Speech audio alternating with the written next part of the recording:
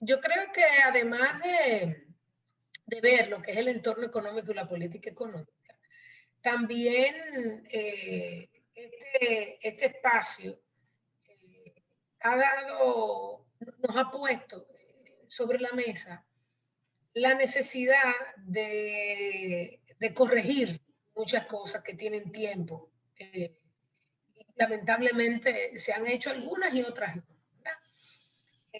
Y te digo, o sea, enfocarnos, dado que a corto plazo hay que pagar este costo, ¿qué es lo que tenemos que hacer para que en el mediano plazo algunas cosas comiencen a trabajar mejor?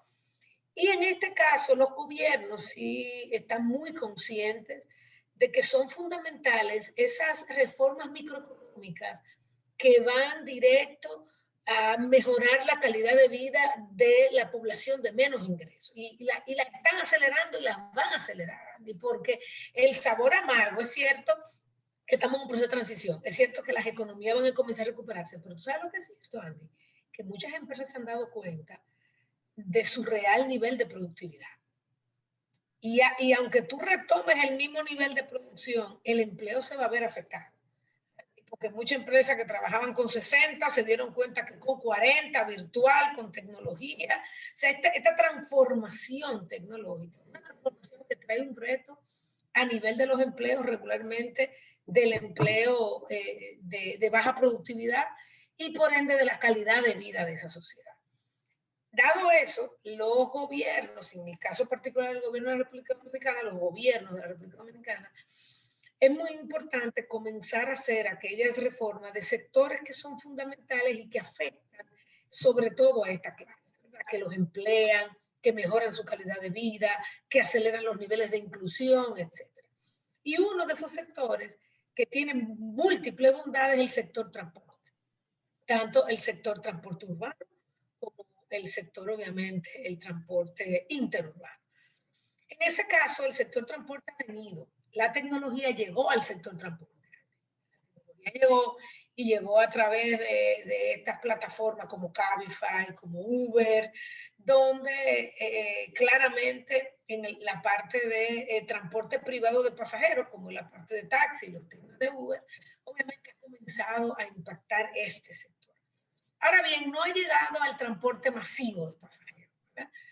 Donde economías desde los años 70 han tenido, por sus niveles quizá de desarrollo, de crecimiento urbano, han sido más proactivos en una reforma que incluye reformas económicas que incluían lo que era la reforma del sector transporte. Hemos visto que recientemente el gobierno, el presidente Luis Abinader han anunciado una buena noticia de este corredor para dinamizar y hacer mucho más expedito el transporte en zonas específicas de la capital, ¿verdad? De Santo Domingo.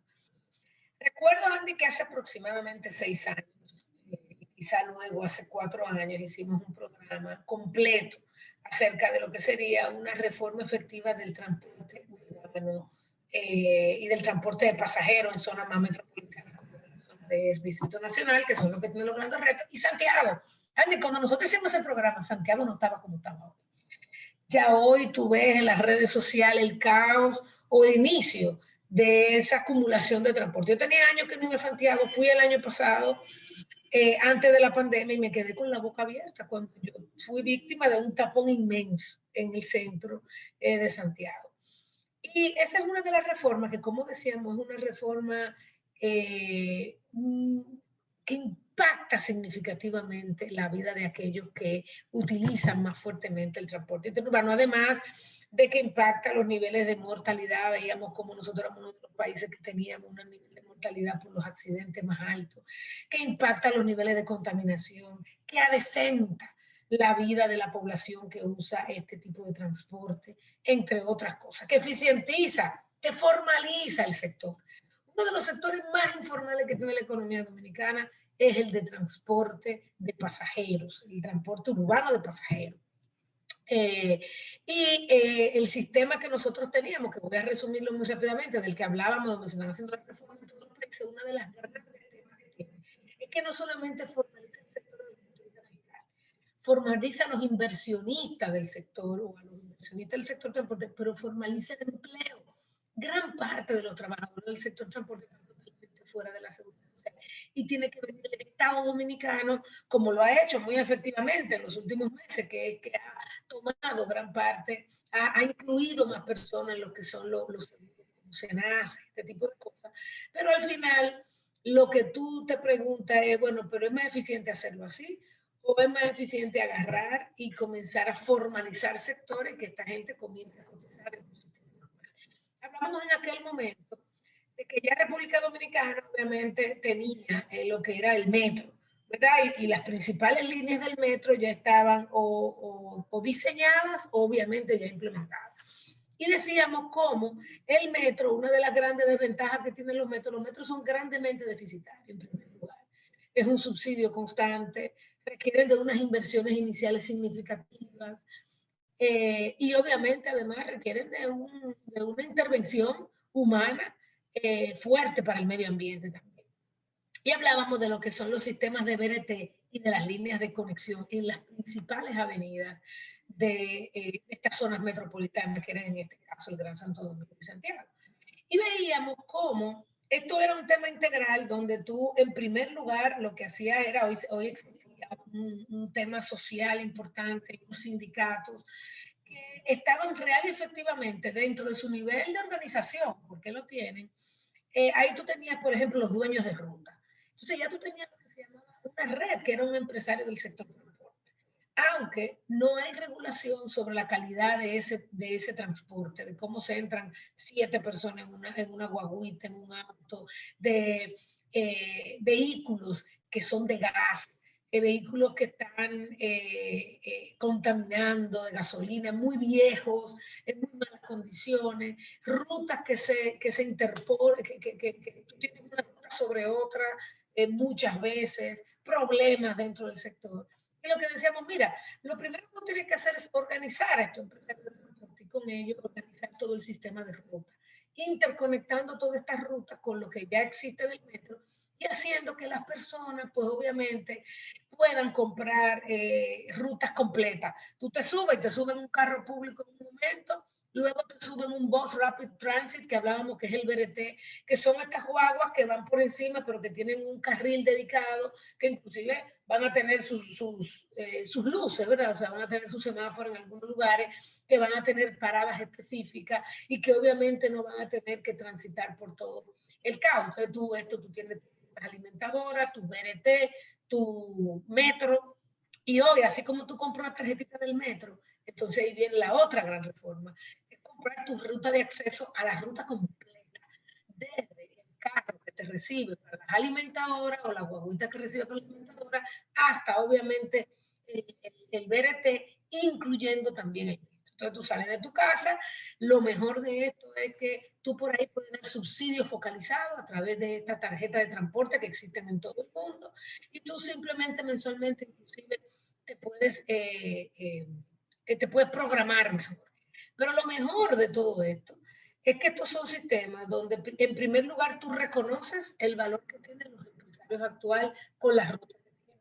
Lo entras a todos ellos en una estructura corporativa y formas lo que nosotros conocemos como un fideicomiso, ¿verdad? Que es como esta figura que se encarga de contratar sobre todo aquella empresa que va a estar manejando la tarjeta y por ende los ingresos que va a tener todo este sistema, va a poder monitorear cómo se usa esa tarjeta y por ende dónde va el dinero, en qué ruta, donde hay mayor flujo.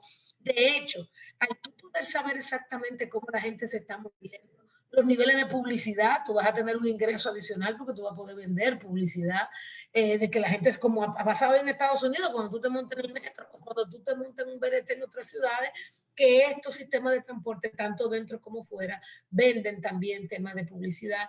Tú vas a poder saber dónde, cómo está gastando, pero además vas a formalizar estos flujos. Estos flujos luego entran claramente aquí y van a pagar el nivel de la administración, pero también esto genera un empleo formal en todo el sistema.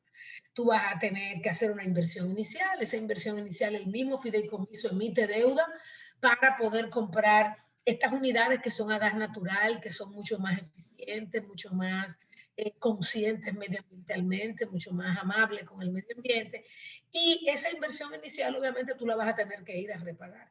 Pero además, entonces, tú agarras todas estas personas que están trabajando en este sistema de manera informal y tú comienzas a formalizar. Claramente, tú vas a tener eficiencia, por ende, tú vas a tener personas que quizá van a quedar fuera, pero también la estrategia establece una manera de compensar a estas personas. Uno, por su chatarra, por la salida de esta chatarra del sistema, y dos, porque algunos de ellos quizá van a decir, bueno, es verdad que yo siendo chofer de carro público no tengo un sistema de pensión, pero aquí obviamente tú le puedes reconocer y decir, no, espérate, que yo reconozco que esto es tuyo y yo te voy a dar un dinero para que tú, una, o vas a tener que tener una pensión, o dos, si tienes una edad, yo te voy a dar un tiempo para que tú te puedas acomodar en otro empleo. Pero la verdad que el sistema tiene la capacidad de emplear a muchísima gente que va a tener su seguridad social, Andy, sus vacaciones, va a tener un mejor nivel de vida e interacción y la gente va a comenzar a andar en unidades con aire acondicionado, con distanciamiento. Antes, porque el distanciamiento está para quedarse. Yo te voy a decir algo. Yo les contaba a la gente que cuando yo fui a vivir a Chile, llegué no mucho después que había terminado el gobierno de Pinochet, ¿verdad? O sea, yo llegué ahí en la entrada de pocos años de esta democracia en Chile, pero tú todavía sentías que el actuar del chileno era un actuar bastante distante, parco. Una vez que tú entrabas a su familia, que te aceptaba ahí dentro, era algo totalmente diferente. Era una persona cálida, era una persona buena, pero todos estos años hicieron que obviamente la gente se asuste, tuviese un respeto. De ahora en adelante, los próximos años, esta chulería del dominicano vamos a tener que cambiarlo un poco, porque la gente se va a quedar un poco más distante. Entonces estos sistemas son COVID safe, vamos a ponerlo así. Eso quizá en algunos segmentos poblacionales, pero óyeme, cuando ya esté todo el mundo vacunado, ¿qué va a tener ese, óyeme, ese retozo, ese manoseo? No, no, no, mira, eso yo no ¿Tú creo. crees? ¿Tú crees? Bueno, yo tengo mis... Mira, sobre el tema del transporte, solamente decir eh, que es clave buenos estudios de estimación de demanda. Cuando Así no se es. hacen buenos estudios de estimación de demanda y en consecuencia la oferta se queda por debajo de la demanda y la demanda potencial, el sistema y el cambio y la reforma puede desacreditarse. Y ese es un tema que los gobiernos y en muchos países de la región, los gobiernos municipales, que son los que lo ejecutan, han pagado un precio alto al principio. Entonces, eso es algo, como nosotros no estamos lanzando, iniciando en eso, es importante que el gobierno lo tenga muy presente, que verifiquen bien que los estudios de demanda están bien realizados con la metodología convencional y apropiada para ello. Y segundo, que me gusta mucho la idea de que no nos olvidemos del metro. No nos olvidemos del metro. Claro, El claro. metro debe ser el tronco central. Todavía hay áreas de expansión adicional. Yo sé que es caro, yo sé que a los gobiernos les asusta, pero creo que es una buena inversión y más aún si tú tienes espacio para que la población una vez se enamore del servicio y lo valore, acepte que, por ejemplo, una tarifa de 20 pesos no es una tarifa sensata y que eventualmente van a tener que prepararse para aceptar tarifas, no para cubrir la totalidad de los costos, porque nunca los cubren ni en las sociedades desarrolladas, pero que no genere tantos déficits como está generando actualmente para los PRET y para el gobierno, la administración del metro de Santo Domingo. Volvemos